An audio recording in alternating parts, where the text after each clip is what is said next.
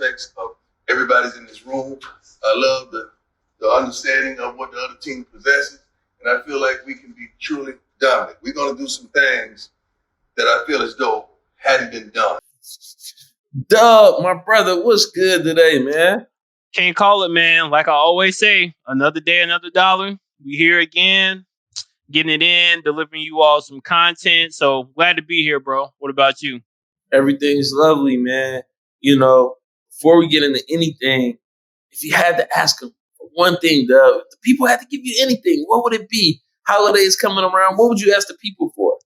If you don't know, now you know. That CLS treatment, that comment, that like, and subscribe. Again, we want to reach broader audiences. We want our content to get out there and be circulated. So please, if you enjoy what we're producing and if you're rocking with us, smash that subscribe button, hit that notification bell, leave a comment. But without further ado, let's get into it. Let's get into it. What a wild weekend in sports. I mean, we saw some crazy games in the NFL. Crazy with college bowl games going down. NBA, of course, has been crazy. But, the biggest Argentina in the World Cup. Argentina in the World Cup. Shout out Argentina, all the Argentinian fans. Messi to go. Yeah, Messi to go. Mbappe did it, man. He put France on his back, but it just wasn't enough. We'll get into that some more. But the biggest story right now, man, is PrimeTime. You know, he's been doing this thing at Jackson State. Undefeated season this year. Another Celebration Bowl appearance. But this weekend, they lost in the Celebration Bowl, which for our followers, subscribers, fans, Celebration Bowl is basically the Black College National Championship. You have the winner of the MEAC, the winner of the SWAC, who play each other for this national championship crown. So to kind of give you some background, Jackson State played in that game last year. They played South Carolina State and got totally dominated. Wasn't even a close ball game whatsoever. This year, you know, Prime is heading to Colorado, heading to Boulder, about to be a Buffalo.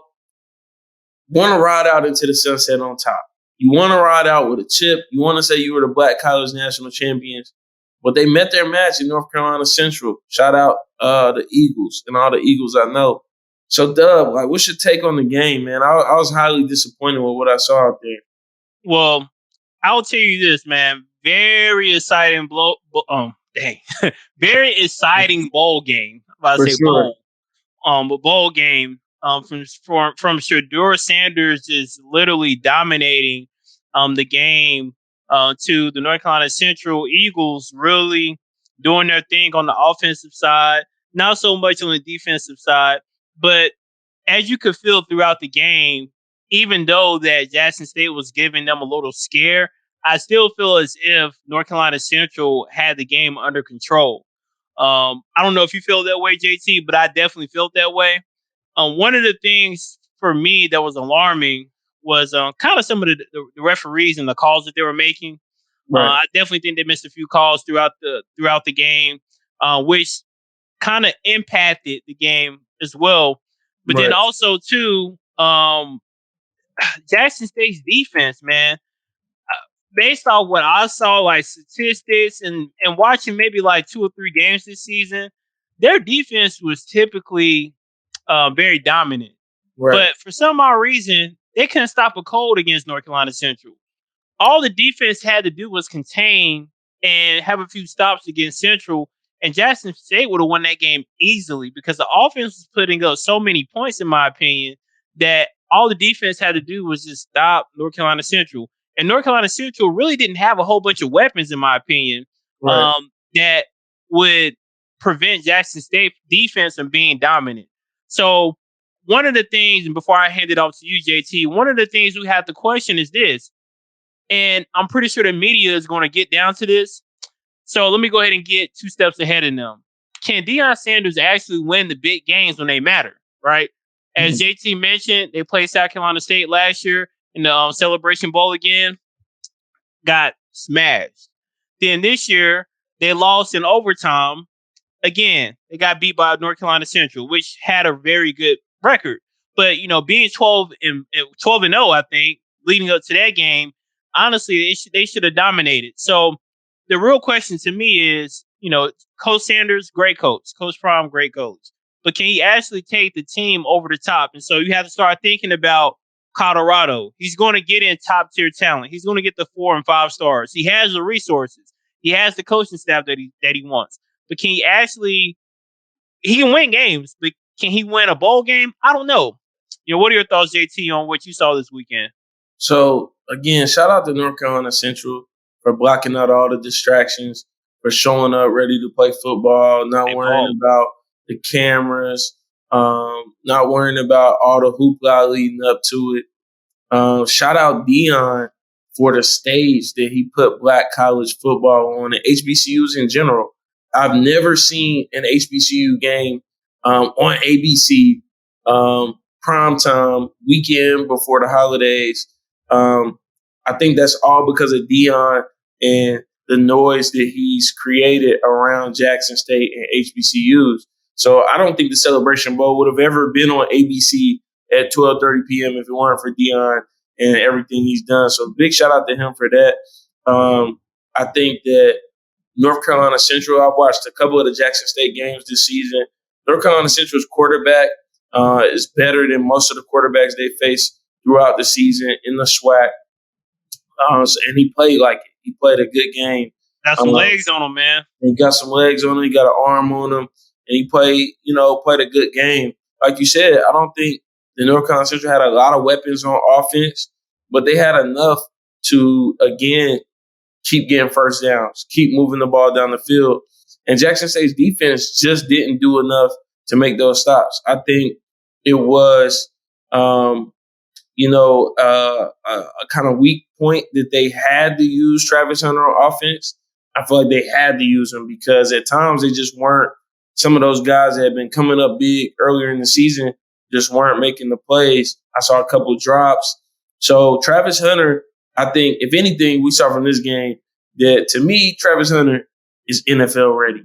The play that he made to catch the ball, take it into overtime, he just showed up big. And he was playing both ways like all game. So I don't care what level you're talking about when you're talking about a guy playing both ways and making plays like that. I mean, you got to say, like, this dude is a standout. To your question around can Deion win the big games, I think the answer is yes. I think he could definitely win the big games. Although, he didn't win either Celebration Bowl. He made it there twice. So there's something to be said for that, being in that game. There's something to be said for taking Jackson State and taking them 12-0, not losing any games prior to losing the Celebration Bowl. Hell, I think Jackson State should be playing in or should have been playing in the FCS playoffs. I think they should have been a playoff team. I'm not sure exactly how that works or why they weren't a playoff team, but I think they definitely should have been in the playoffs, and I think they would have competed. But I think the bigger thing here is a lesson for everyone. Eat what's on your plate before you get another plate. And it's probably a much better, acronym or what have you, a much better saying than that. I just threw that out there off the top of my head. But I think it's hard for your players to show up, play big when they know you're leaving, when you've been on Instagram, your son's been posting, the oldest son, the one that's played at SMU that works for Prime, I guess, is posting videos of y'all at Colorado. All of this is going on, and it's all happening and unfolding on social media.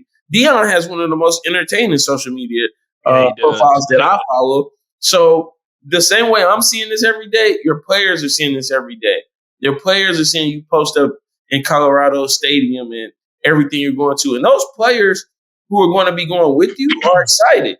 They know that that's waiting on them. As soon as next semester hits or the summer hits, they'll be there in Boulder. They're going to be making plays in Boulder. They're going to have on that black and gold. But the players who are not coming with you, who you also need to show up in the Celebration Bowl, are thinking about their future. They've got a lot on their mind. Yeah, they might want to play for Coach TC, but maybe not. Maybe they only came here because of Deion. Maybe they only wanted to play for Deion. And we know how politics work with football. Maybe you weren't showing up in practice and you were a 3-star recruit, and maybe Deion just not taking you with him. He can only take so many guys. But you were one of the guys he wanted real bad to come to Jackson State. You were going to be great for him there, and maybe you're not going to be great for him at Colorado. But this same player, Deion, then needed to show up and play well in the Celebration Bowl to go out on top. So I think there are a lot of emotions for the players for Jackson State. I think there are a lot of off-the-field distractions. And I think it was hard for them to walk into this game and say, hey, we might lose it.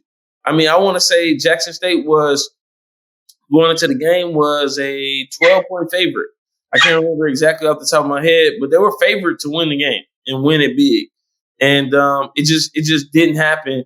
And where does that fall? I think it does fall on the coaching. The onus always falls on the coach, not the players. Hayden dropping that pass in the end zone on 3rd down in overtime. It doesn't fall on him. It still falls on the coaches because, when you coach the players up in big games like that, they make the plays. They don't miss those plays. So I think he can win the big games. I think, again, as I said early on, it's going to be a struggle going to Colorado. A team that's not very good right now. I don't care who you bring in there. It's going to take time to rebuild. And, with him going to the Pac-12, I got to ask myself, how long does that last? Because you got UCLA, you got USC that are all leaving the Pac-12 going to the Big Ten. So what will the Pac-12 be 3-4 years from now? I think it's 2024 maybe that they're leaving. What will the Pac-12 be then? What is the Pac-12 without UCLA and USC, right? So it's a lot of questions in the air. I'm hoping Deion will go and do great things. Hopefully he'll get them to a bowl game next year. But it's going to be a lot of work. There's going to be some time that it's going to take to turn that program around, and only time will tell. But I know one thing. When you leave somewhere, you're supposed to go out with a chip. You're supposed to go out with a chip. Either way, you sell it. So can we say his time at Jackson State was a disappointment? Heck no, we can't. He did so much for HBCUs. He did so much for Jackson State. He really put HBCU football on the map in the primetime. Primetime, put them in primetime. Because a lot of people are going to say, oh, there are players from HBCUs going to the NFL. It's always been great football. Yeah, it's always been great football. But, mainstream America has not witnessed that. I grew up going to Central games. My oldest brother was a star safety at North Carolina Central. Dude, I went to Central. You went 2 years. So we know what they bring. But, the broader population in America did not know about HBCU football, HBCU sports, and what they bring. So shout out to Prime for what he did. But hey, you're supposed to go out with that chip, Prime. Hopefully you get it. Hopefully you get a Pac-12 chip at some point in Colorado. Wishing the best for you. Honorable mention before we put a bow on this. Quentin McCall, number 12, North Carolina Central.